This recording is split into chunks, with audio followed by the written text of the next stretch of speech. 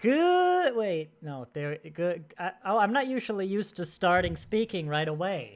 Am I? I think you can hear me now. But good morning, Wellington. That's right. Damn, we voted against daylight savings. And welcome to Star Trek: The Original Series, Season 1, Episode 17, The Squire of Gothos, or as real fans know it, Episode 18. I was on time. I saw it. The 12 o'clock. Yes, I'm eating these last crumbs of chips. It became 12 o'clock, like seconds before I hit go live. To be fair, I would have been on time, but the dog was playing with some strings in the yard, and I had to detangle them.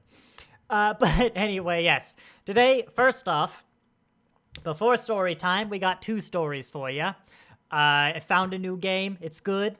And I had a massive crisis of life this morning.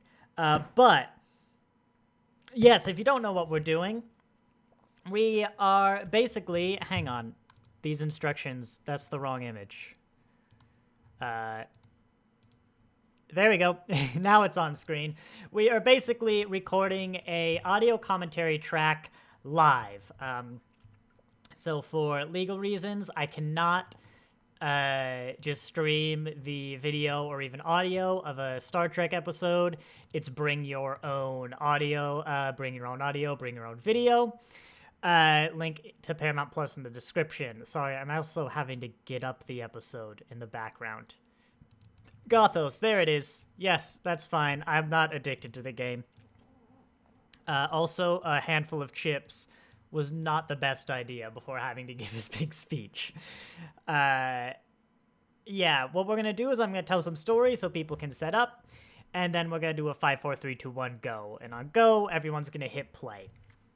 And we will have some things, dang it, to help us all stay in sync as I have to readjust the time bar. Also forgot to hit start recording, but, you know, nothing was going to go right.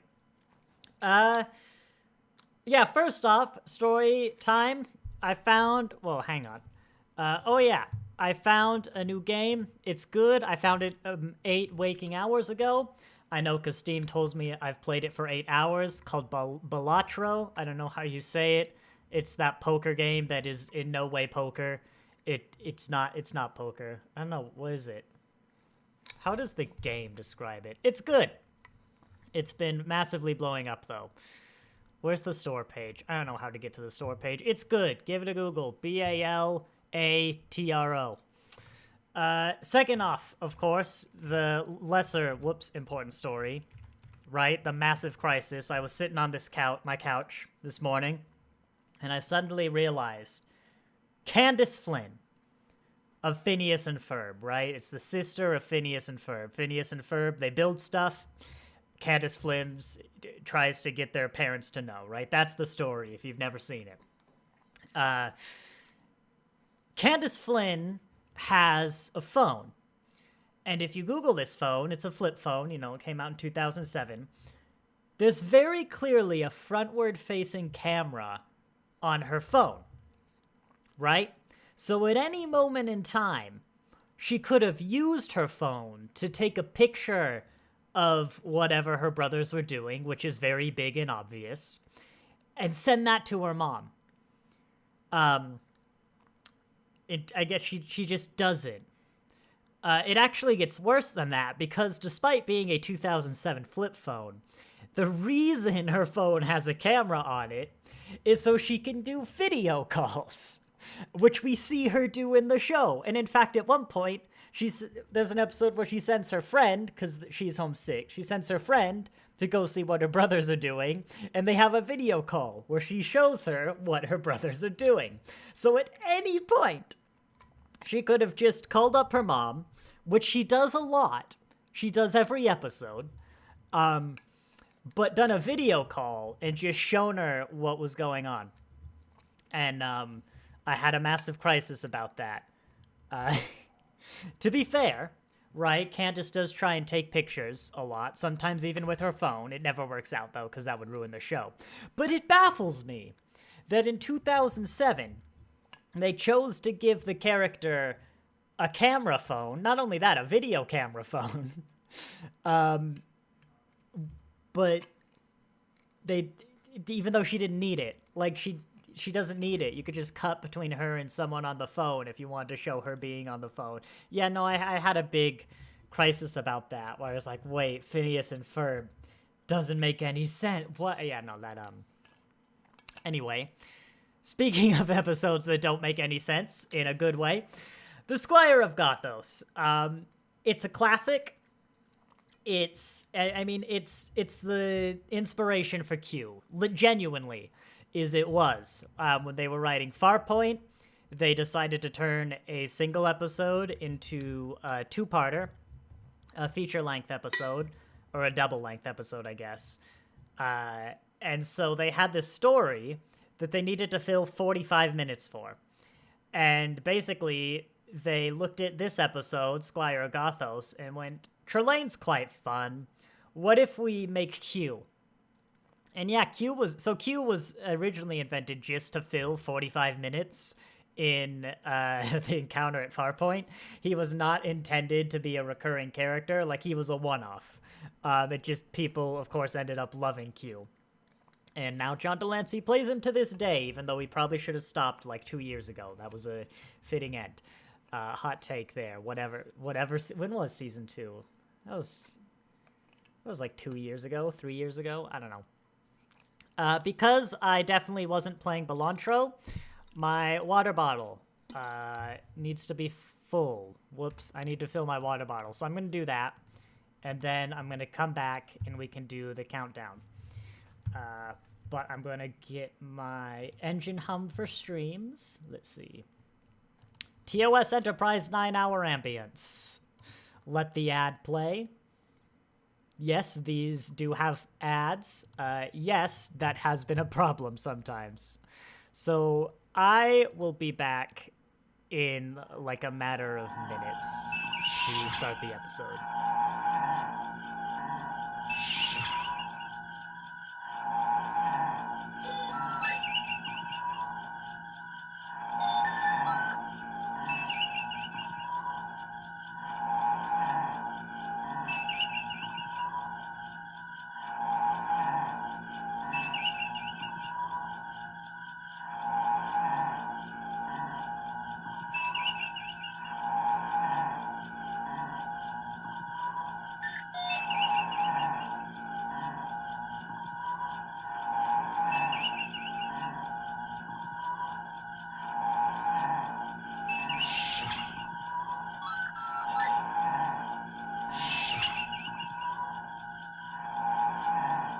All right, I'm back.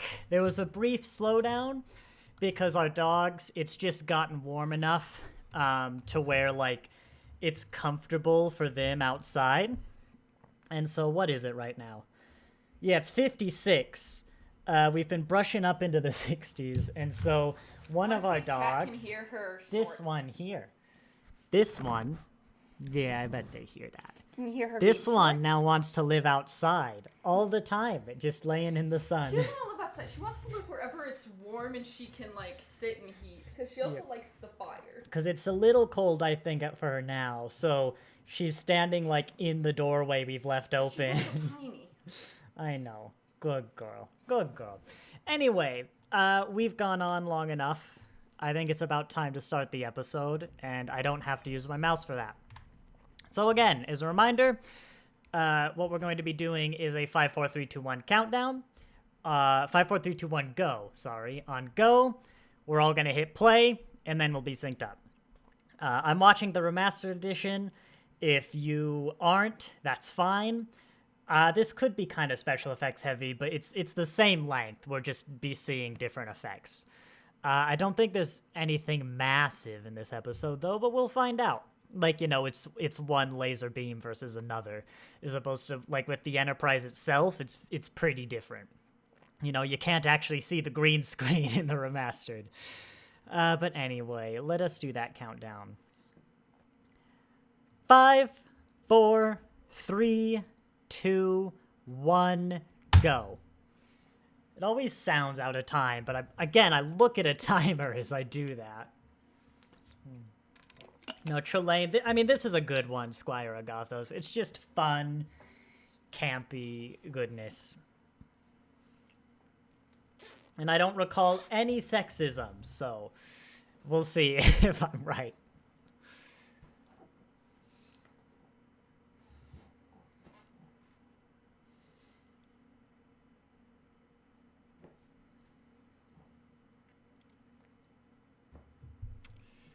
Ooh.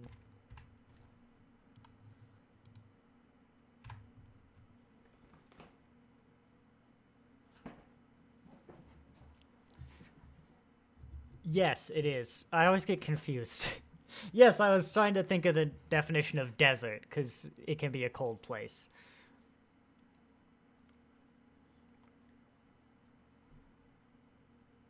I always love their weird little styrofoam cups.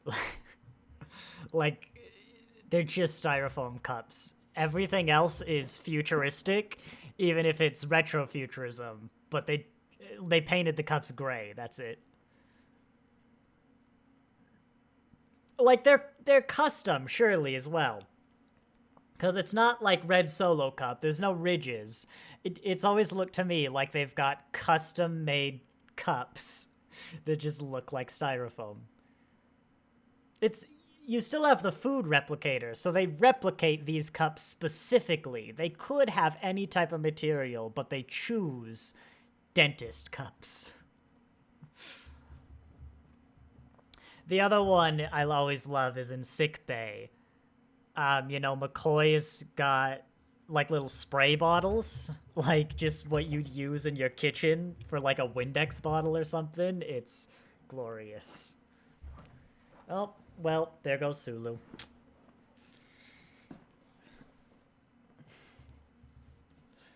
I like that. Ahura, to be fair, you know, I think the only time Ahura and Sulu have reacted was when he was shirtless and, like, kidnapped her and called her a fair maiden. They've probably interacted off screen. But, when Sulu disappeared, she was, like, you know, vaguely surprised, but when Kirk did it, oh my god, it was the end of the world. Oh, wait, was that... the Enterprise in the intro that zoomed past looked a little different. I can't rewind. Have they changed it? I feel like it's crisper than it used to be. Maybe that's just me, but I swear they've changed the Enterprise in the remastered version. I could see it being maybe like the Cage version in the other intros, but I don't know.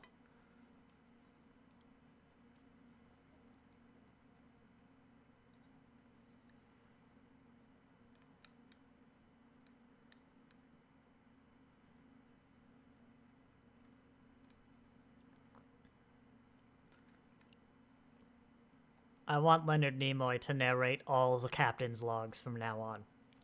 That was amazing. One of the best things about Star Trek Online is that Leonard Nimoy narrates it.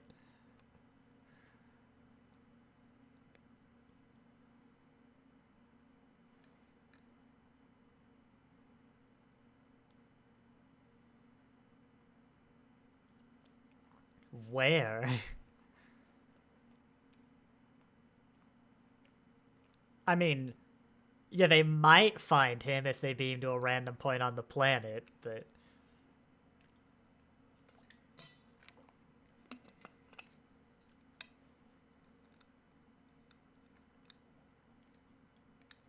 That's a better reason.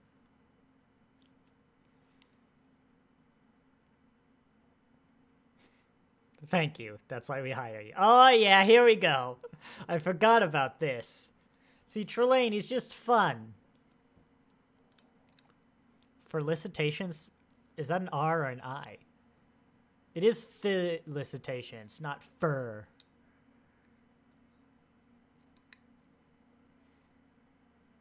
She managed to type that with 2 buttons.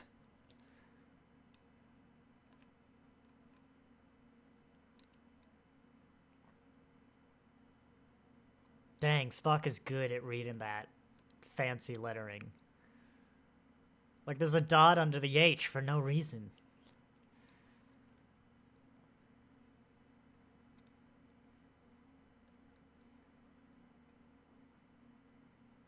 Are we 3 episodes from meeting Landrew?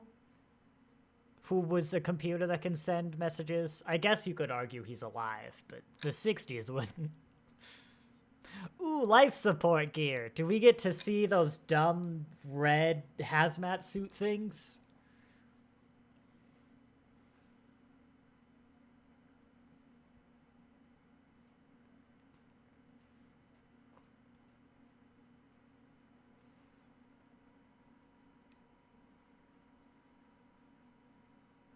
Or are they just not going to bring hazmat suit? Oh, I see.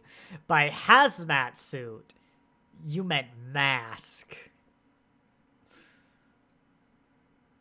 I mean, I don't remember the exact description of that surface, but I don't think a mask is enough.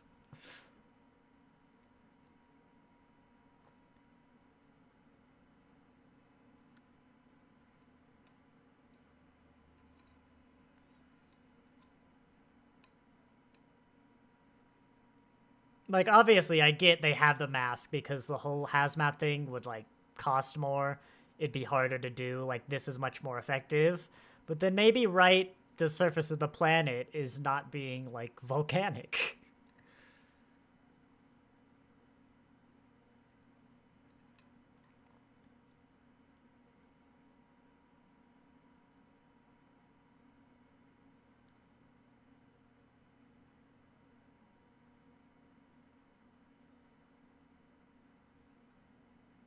You see, DeSel, I remember this being an episode that contains the main cast.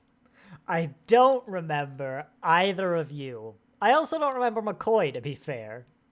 I don't remember him being in this episode, really.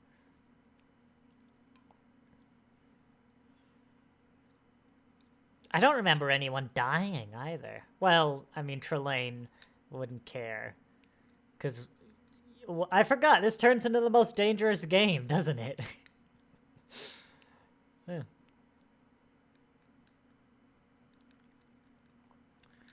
I once we had to write a paper on the most dangerous game by, I believe, Robert Cornell or something like that. And the reason I remember is, you know, nowadays they put English papers through some program that a bunch of teachers use. And it's got, like, every English paper ever uploaded there. And it basically can check for plagiarism. And I only got flagged once. And the thing I got flagged for was the sentence, "The Most Dangerous Game" by Robert Cornell, which it flagged as being in a paper that was written by someone in, like, Philadelphia, and that was the only match. Despite everyone in my actual school always having to write that, and this teacher demanding that we cite things, title by author, in the exact formatting I used, it decided I plagiarized someone in Philadelphia, which is the other side of the country, like 5 years ago. It was brilliant.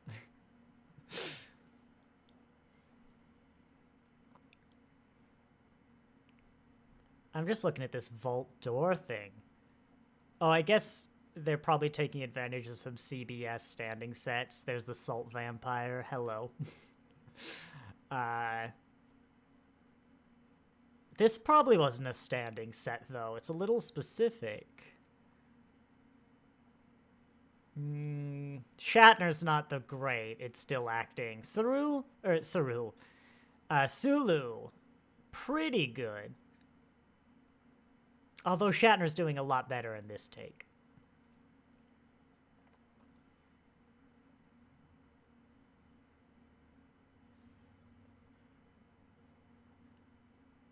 Here we go. Here's my boy. I like to imagine someone just went to the warehouse for, like, medieval props, and then they just filmed in the warehouse. They're like, this is perfect.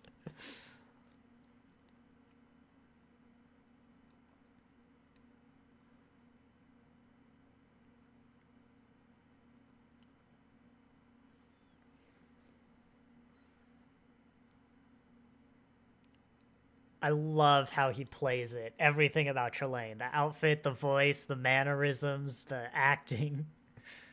Mwah.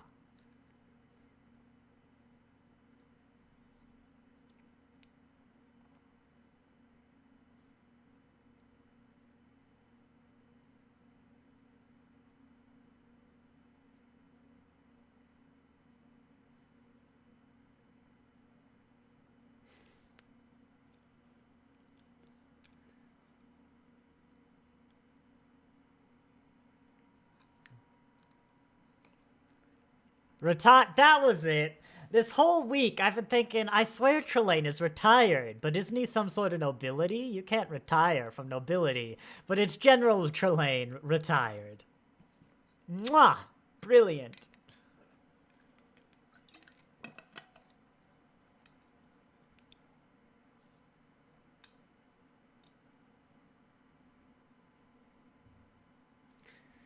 Yeah, this is the weird bit of the episode that doesn't quite work.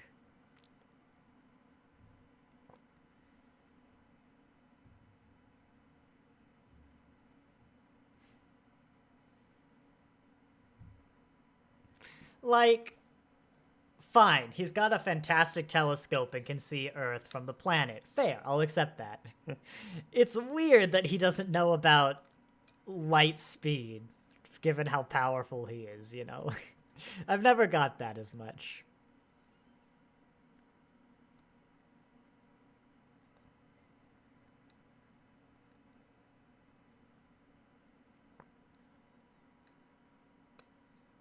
Hello, best of Trek, worst of Trek.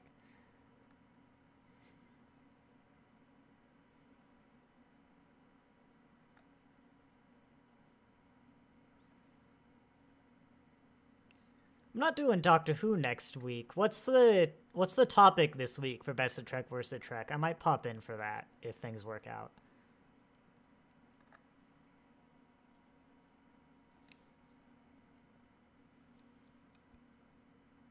Not next week, sorry, tomorrow.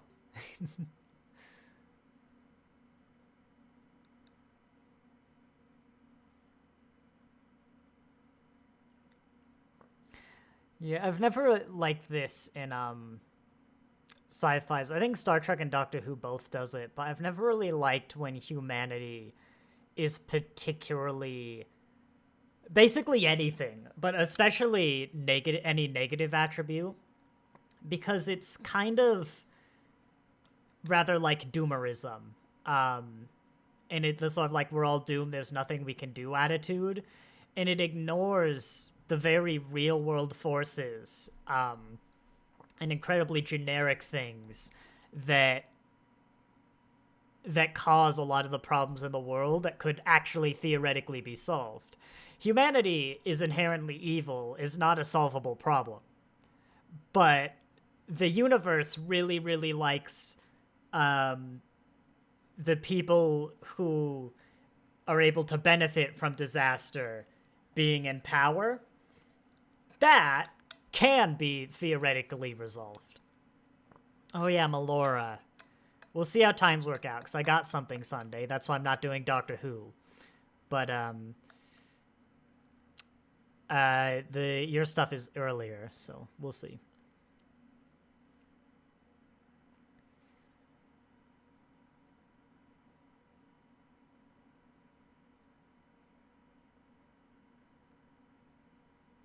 It's also, going back to what he was saying before, of humanity's the only one that preys on itself.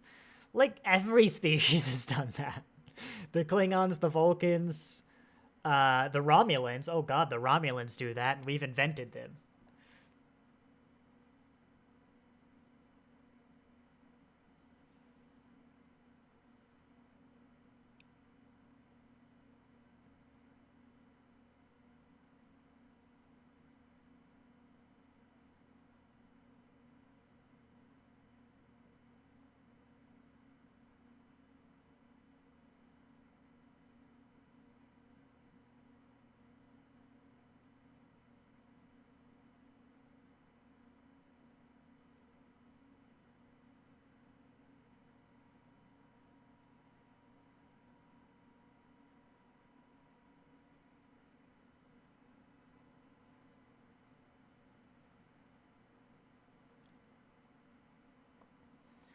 A lot of people like to speculate that Trelane species and the Q were the same. It's just Trelane's at an earlier point in the Q's history. I quite like that as a fun little theory. Like they're the Q before, because the Q we know used to be like humanity. And so Trelane is the Q. Well, they had their extra abilities, but as technology, they hadn't sort of given it to them inherently yet. But I am worried if we ever were to actually confirm this, it would be a little, I don't know, small world syndrome. Like, it's also fine for Trelane and the Q to exist as their own things, because God knows there are a lot of godlike beings in the universe, as well as beings, both beings and beings.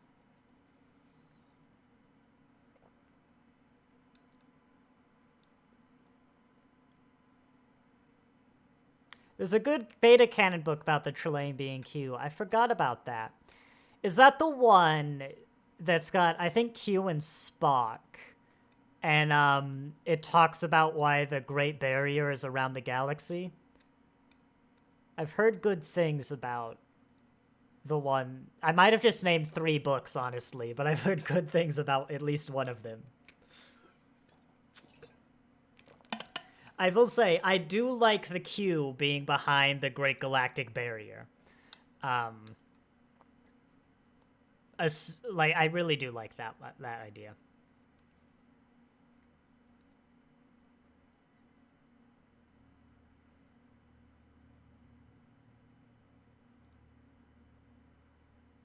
It is that book. Cool.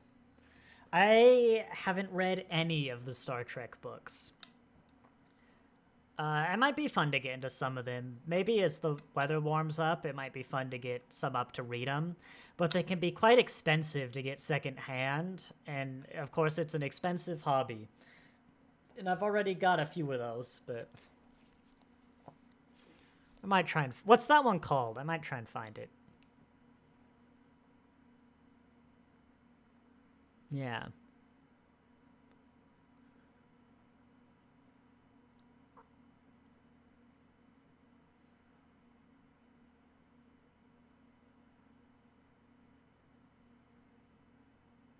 I'd love to get into the Enterprise books. That's the series I think I've had my eye on the most. Because I'm not a fan of Trip surviving. I don't know how they do it, but the Enterprise books are the one I've had my eye on kind of the closest.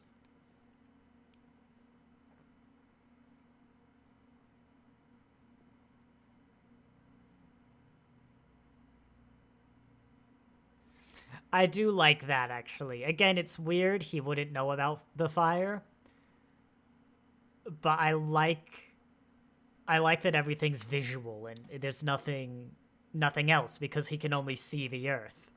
As much as there's plenty of oddities, I really like a lot of the concepts that TOS can come up with using science. I've also just realized, does Trelane not know about light speed? And that's not weird, because most people in the 60s didn't know about light speed? I don't know. I'd be curious to know how well that was known, because we'd already made a lot of discoveries that rely on light speed existing. But I don't know how much that was in the common mindset.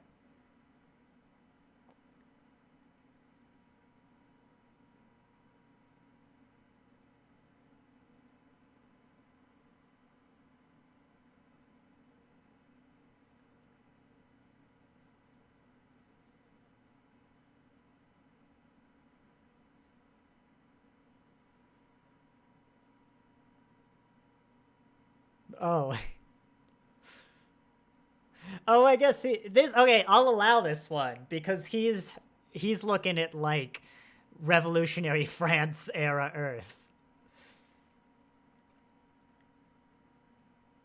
23rd minus 9. 14th 1400s I think we're looking at.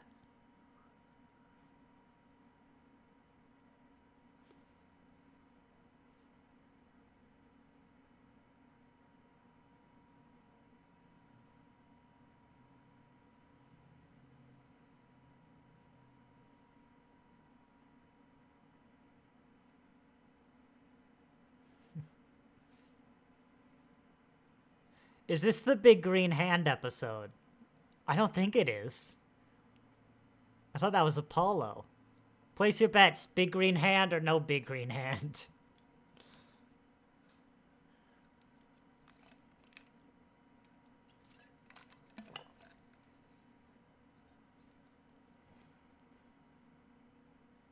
I wonder if you could beam a Q. Like, they could stop it, I'm sure, but I bet the Q, they do register as life forms, don't they?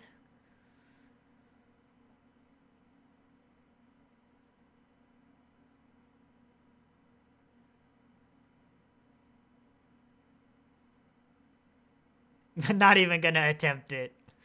Who mourns for Adonians? I thought so. And weirdly enough, I remembered it, because I remember the hand being in the episode that shares like the similar title with Who Mourns for Morn. Don't know why that association is in my head, but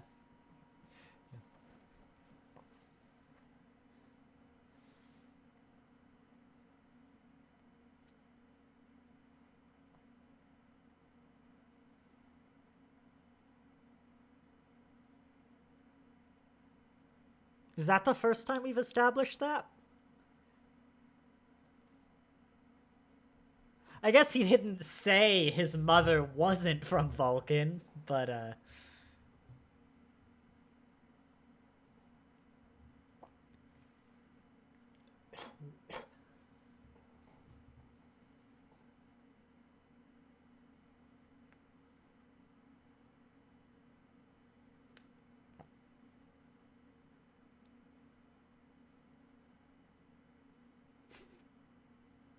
he even did like the little finger flip where he pointed up.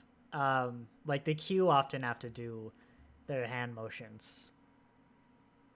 Now he's using the Force, like 10 years before it came into fashion.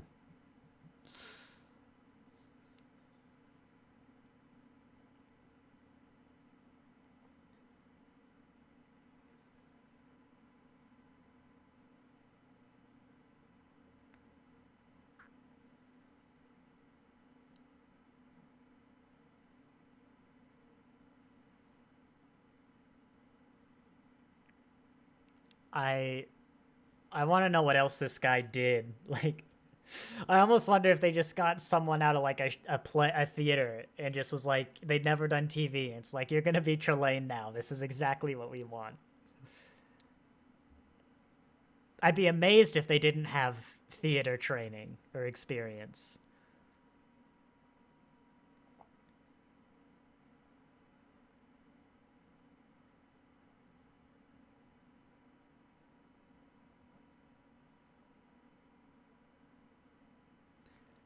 Again, I'll allow this one because he's mimicking the past.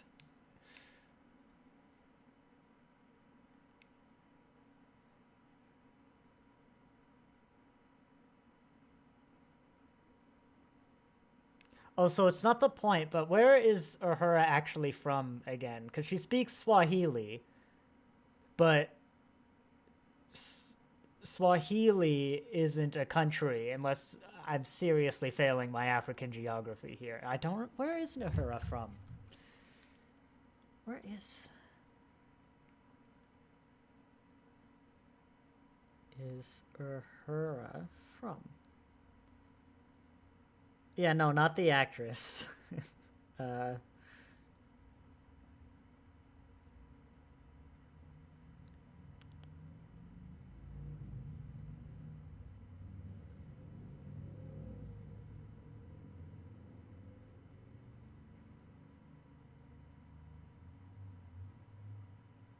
Kenya. I would not have got that. I forgot.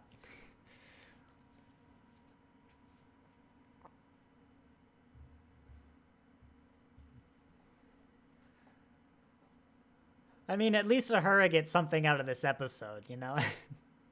She'll forget it in, like, 2 seasons' time, along with her entire world. Best of Trek vs. Trek, you're a bit slower than Memory Alpha, I'm afraid.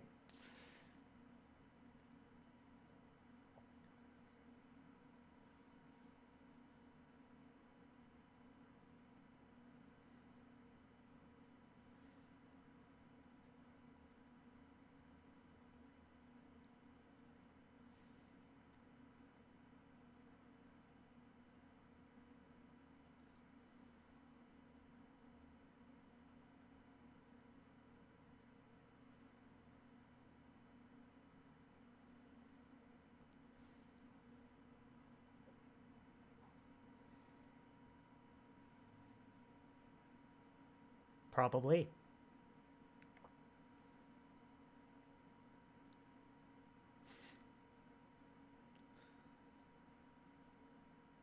That was my question.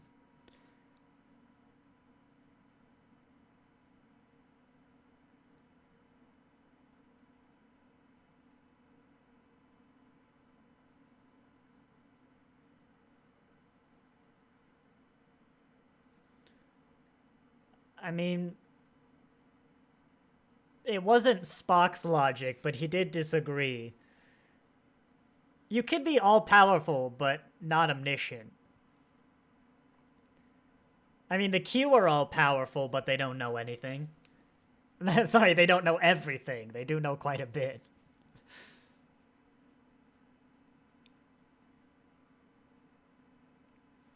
I also enjoy how the mirror is how he does everything, but you can quite clearly see that, like, the lower half of this woman is not in the mirror, and this is what they use to establish that it's the mirror.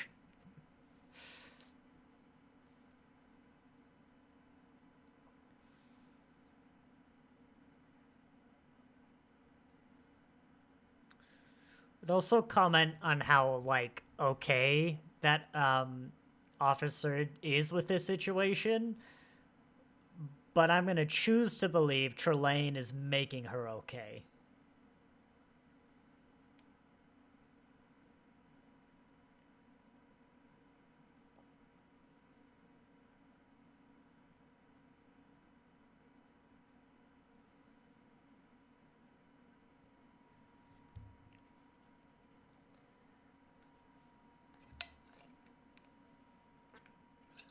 I mean, if you think about it, it's almost a telepathic holodeck.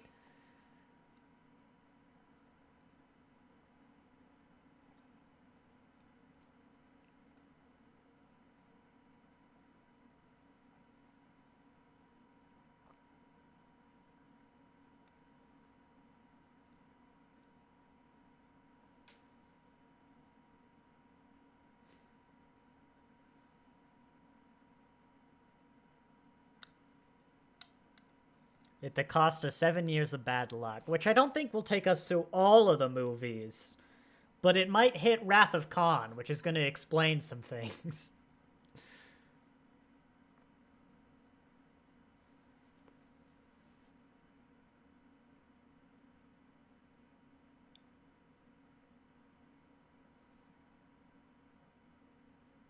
That's...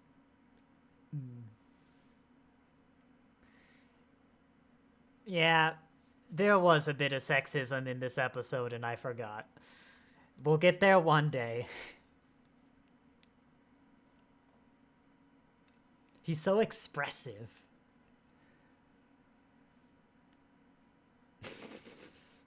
Ten out of 10. I love that. He didn't react. He was just like, oh yeah, I've been waiting for this. This might be the best episode we've seen so far.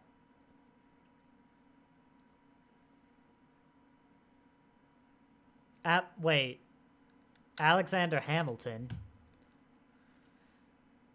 This whole series is sexist. Yeah, but sometimes it takes a backseat for long enough that it doesn't really mess with the episode. 1776 plus 900 years. Whoops, we've accidentally landed in the 27th century.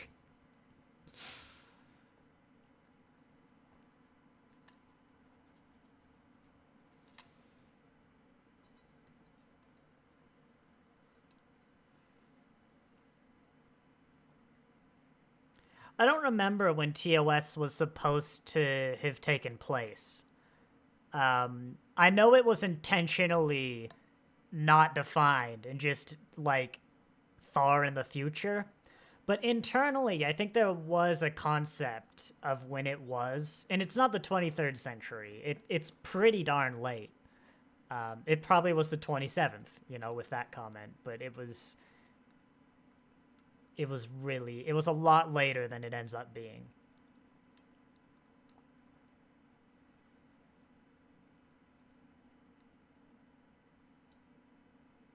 Let's see, do they invent green blood yet?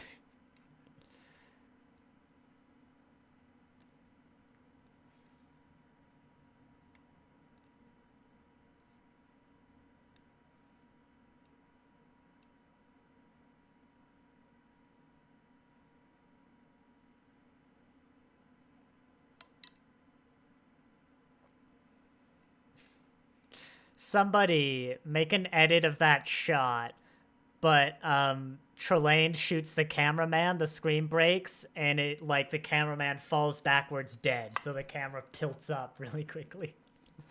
I need that, because he pointed dead in the camera.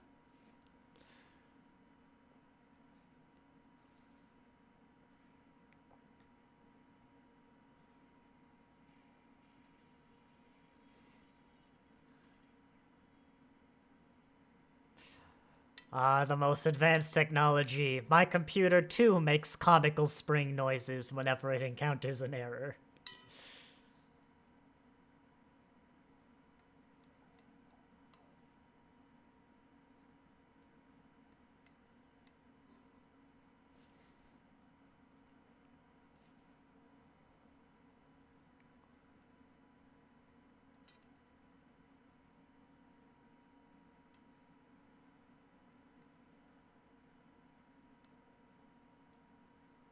I don't remember them going back to the ship.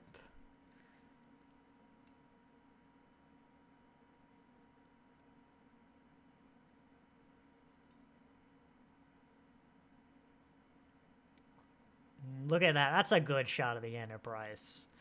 It is a shame it's not a physical model, but there are plenty of shots where it looks really good. There's another upskirt with the camera above the hips. Again, terribly impressive to pull off, but a horrible standard uniform. I'll take 3.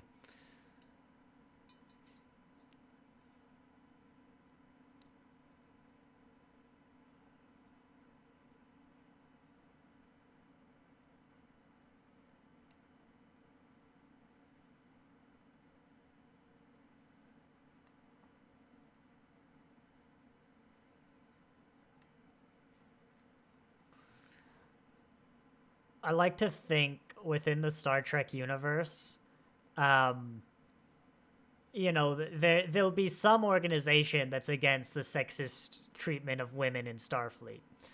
And I like to imagine that somewhere on there's a statistic to back up that there's some sort of institutional sexism that Starfleet uniforms get through, that Starfleet gets through female uniforms, like 100% faster than male uniforms, because female uniforms constantly have their clothes magically changed into a traditionally feminine formal wear.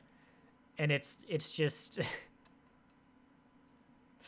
it's just a weird, very specific side effect of the beliefs of the 60s.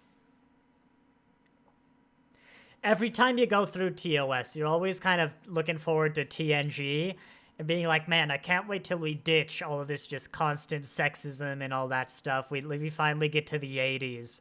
And then you get to TNG, and you remember how seasons 1 and 2 are also full of plenty of very sexist and very rooted issues. But around season 3, you know, we start getting pretty gosh darn close.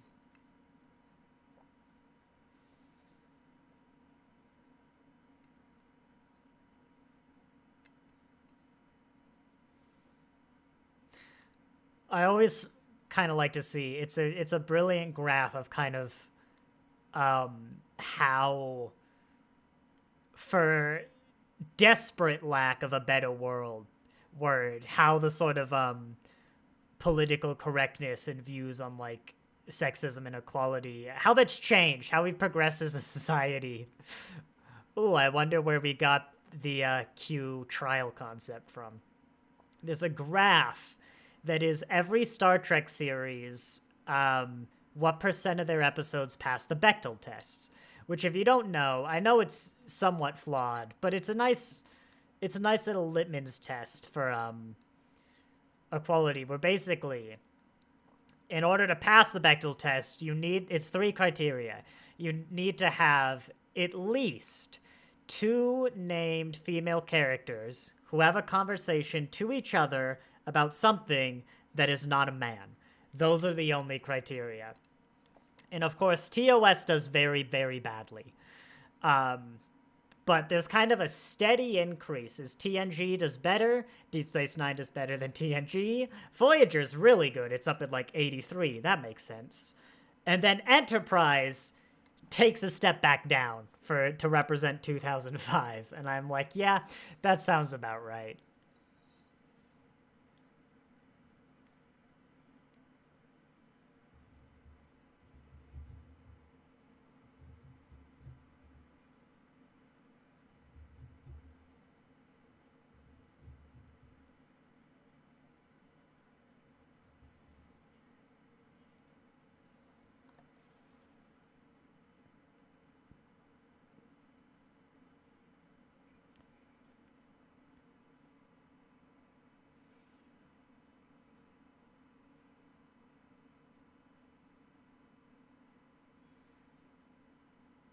He didn't have a comeback to that one.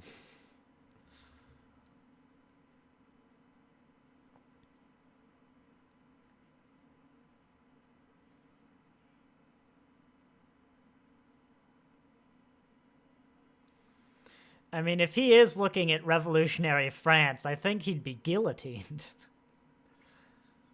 Not to split hairs here. I think they'd done up the Enterprise, because this is better than a lot of the other remastered shots I've seen.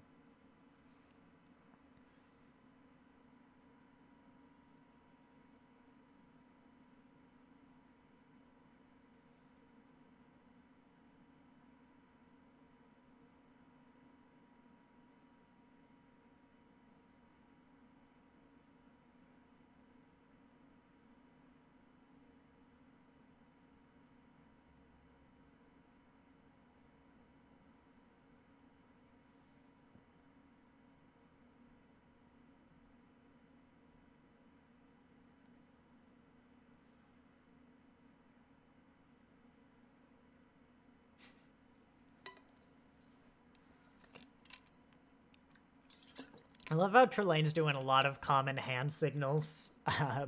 Like, he genuinely was doing the whole force symbol that they do in Star Wars, because Star Wars didn't exist yet. What's the 2-finger? Is that a religious? Like, some Asian religion. It's like Buddhism or Hinduism. I've seen that on a lot of religious statues and iconography.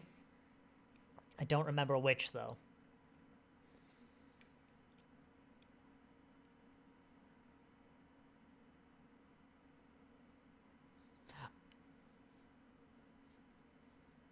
I love his facial reactions. Bumbling.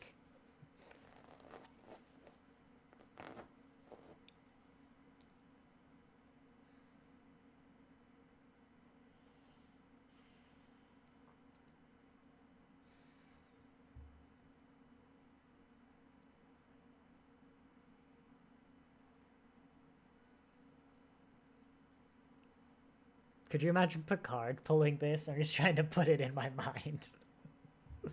Like, Picard would have argued for the guillotine. He's like, historical accuracy, man.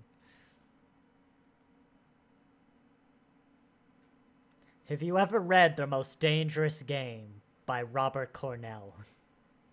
I hope you didn't read the ending. I don't think it ends well for the Hunter, but I don't remember much about that story other than the basic premise and the author.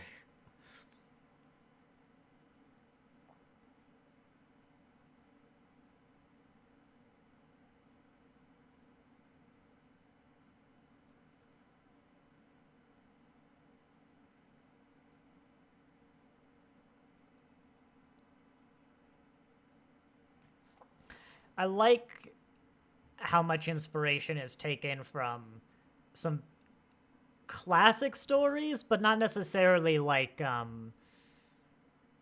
they're classic stories that exist, but aren't the ones that are traditionally used is inspiration, like the Most Dangerous Game. It's quite novel, especially from a modern perspective. I wonder how much of it is that, you know, TV was like 60 years younger. It was like half its current age. And so there weren't as many adaptations. So, you know, you'd have to dig a lot harder to find something that no one's ever taken inspiration from now than you would have back in the day. But it creates a lot of interesting episodes, especially if you're not familiar with the original source material. Like, I certainly hadn't read The Most Dangerous Game when I was a kid. Well, watching this, at least.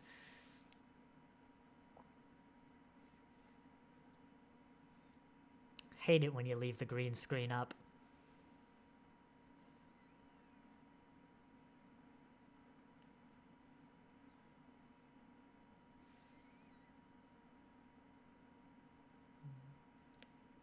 Lower Deck should do an episode. I don't know if you could pull it off when it's animated, but where the sky looks like it's just painted on 20 feet away, but it's actually some common, like, weather phenomenon. Or, no, even better, it's a weather phenomenon that was fairly common in, like, a certain part of the galaxy in the 23rd century, but is pretty rare nowadays because, I don't know, we figured out how to refine dilithium.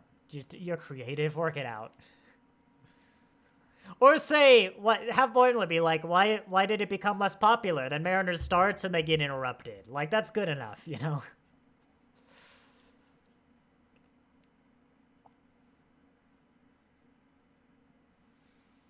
Nicely done.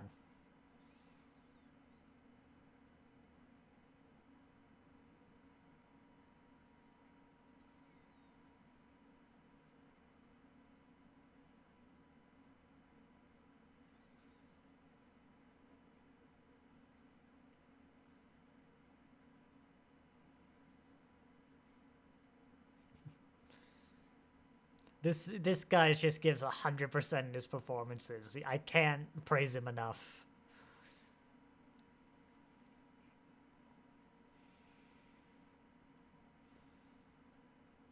Like, if this guy wasn't half as good as he currently is playing Trelane, we might never have had Q, who is, like, just as good, you know?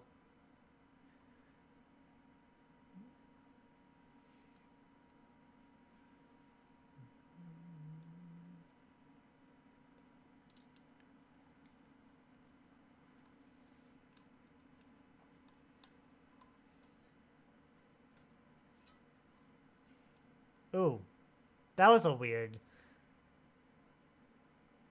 interesting cut, the way they did that.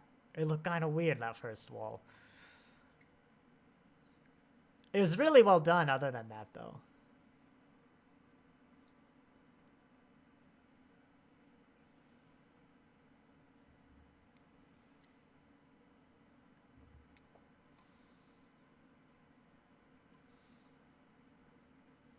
I'm surprised he hasn't brought up, like, why don't you just make people to play this game? Because there's a very obvious answer. It's not as fun. But I would have asked, you know.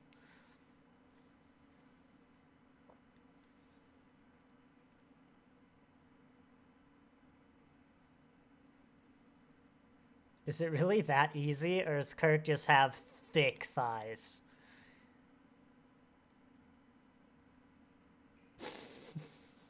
Brilliant. Do it again. I liked it.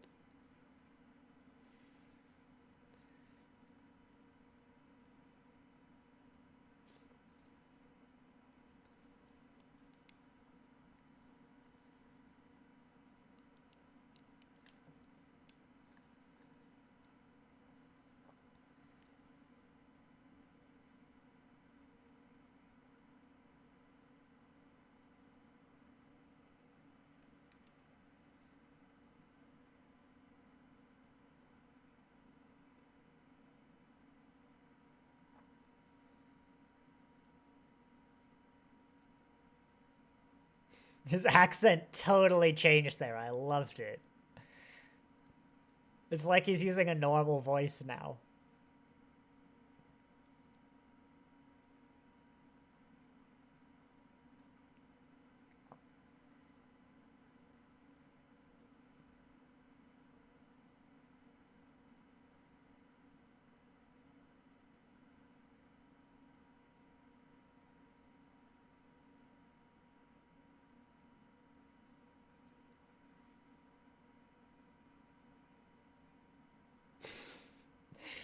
God, I hate it when my parents didn't let me make planets.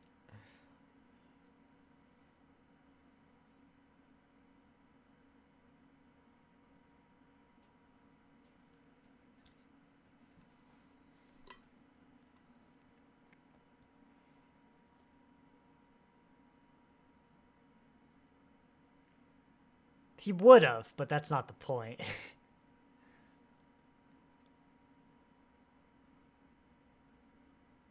Can you teach me the piano?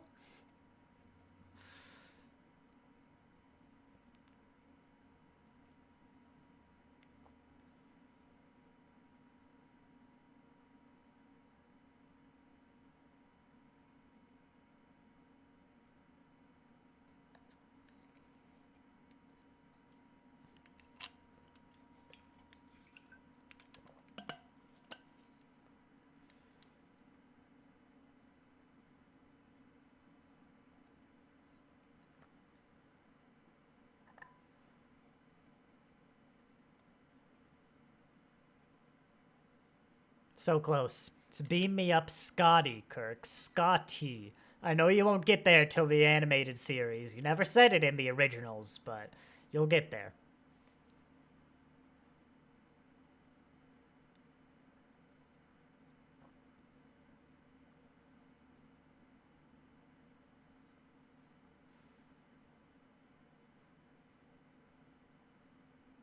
I can't wait till Q.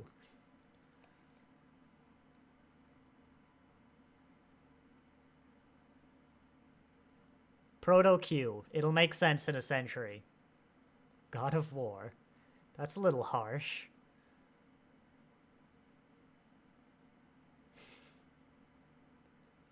Good, yes, I want... Lower Decks, put a reference where, like, Boimler's looking up Kirk's, you know, records, and he finds that there's a small, very naughty boy.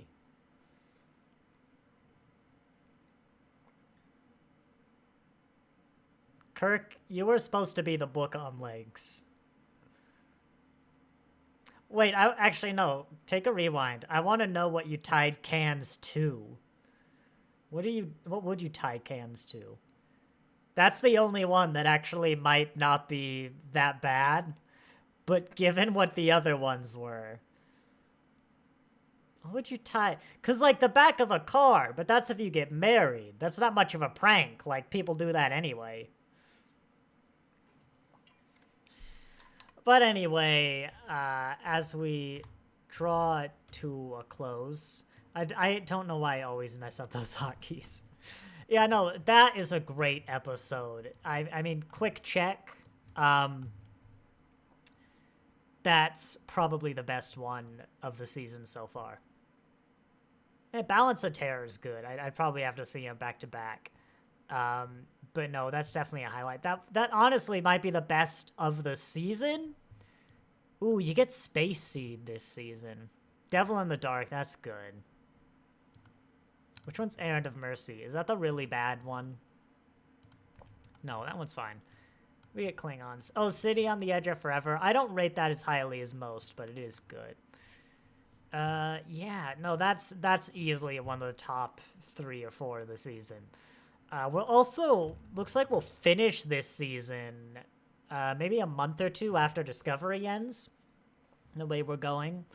But next week, looking a little closer to home, we will have Arena. And actually, let me double check that. Yes, next week we will have Arena. We will get to meet the Gorn. You will probably get to hear me complain about Strange New Worlds and talk about how I'm like 3 degrees of separation from the Gorn. No, I'm 2 from the Gorn. I'll look up how you count it, or I'll probably forget. The week after, we will not be doing one because I'm hosting like an Easter thing. So actually, Arena will be the final watch along before Discovery takes over here on the 6th. So 1, 2, 3, 4, 1, 2, 3, 4. So yeah, like 2.5 months after Discovery, we'll move on to season 2, and we can finally get a thumbnail that has the correct hair. God knows what uniform it'll be. I know season 3 is Uhura. I don't know. I guess it'll have to be yellow then. So probably Kirk. I guess I could do Sulu. That's not very distinctive. I don't know. We'll find out. Plenty of other thumbnails to make. But yeah, there also, I mentioned earlier, there won't be a Doctor Who watch-along tomorrow. Because I got a thing tomorrow. And then it's recently been announced that Doctor Who Season 1/14/40. I can't wait till we pick one. I don't think it'll be 40. But that will release May 10th, 4 p.m. Pacific Standard Time. So on the 12th, that following Sunday, actually Mother's Day in the UK, in the US, looking at it, that will take over the 9th Doctor watch-alongs, which, assuming I treat one of the two-parters as one episode, will be just after the 9th Doctor regenerates, so that worked out quite nicely. But yeah, those are the plans. Doctor Who might take over. I might swap Star Trek and Doctor Who after Discovery, just so Doctor Who's a bit closer to when it aired. But there's a bunch of controversy around that. In fact, I might not do it because I think the UK would end its broadcast right before the stream starts. But yeah, that's something to talk about on a Doctor Who live stream, not a Star Trek one. So I will say thank you all very much for watching, and I'll see you next time.